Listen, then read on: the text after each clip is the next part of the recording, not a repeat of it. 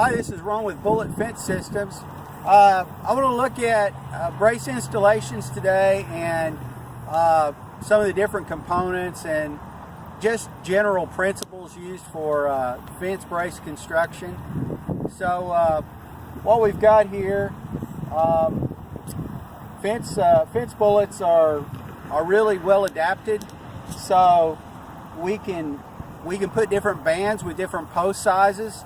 And in fact, on this brace, we have two different post sizes. We have a 3.5 inch and a 4.5 inch. And the main thing you'll have to remember when you select your pipe is the rails are always 2 3/8 OD. This is the only sleeve that we make the one size.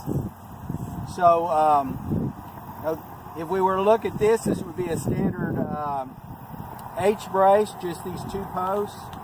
And typical construction would involve the post spacings about 8 to 10 feet apart, and then in the ground they could either be cemented or driven. If you're going to drive them, I would probably drive them at least 4 feet deep, and if I'm in sand, probably deeper. And then if we're going to set them in concrete, 3 foot would be kind of a minimum in a 12-inch hole. And then the other nice thing about setting them in concrete is you can actually do your assembly first and set them in the hole, and then concrete, and just make sure your assembly's tight, and you don't have to go through that process of either cutting an angle or sliding the pipe over. You can kind of pre-assemble your brace and then put it in the hole, and then make adjustments there, whether your pipe's a little shorter or a little longer, and then put your concrete in the hole, and you're done. So we do have different band sizes for different posts.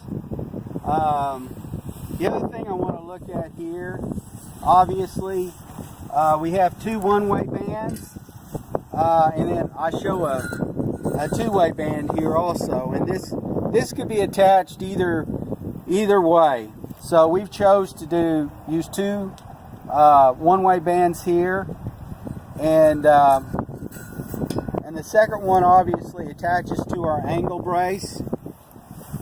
And I've got a floating angle here, but ideally what we would do is we would drive a dead man where we've got that concrete block sitting, and we would attach a band to that short post. It could be long, but you would need to be near the ground where you wanted to attach your band. And then that is really the principle we're trying to work with here, is if we use angle braces, we're going to be able to, our pivot point is going to be on the ground. That pivot point will not move, and we get away from having to use cross wires or some type of bracing system.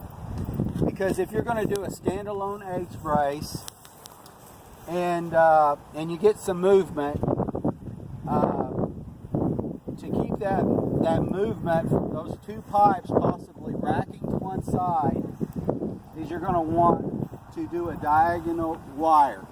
So that's one of the reasons we really encourage angle braces, because they're just truly superior in that, using the physics and the mechanics, that we've got a solid point there with our dead man. We know we won't get any movement, and so that's why we encourage the angle. So with my system, if you want to stay away from the wires, if you're doing a single brace, you'll use an angle. If you're doing a double brace, then that's where you would use a H section followed by an angle for a double brace. So just some really simple kind of how-tos to use my system, the Bullet Fence system, for construction in the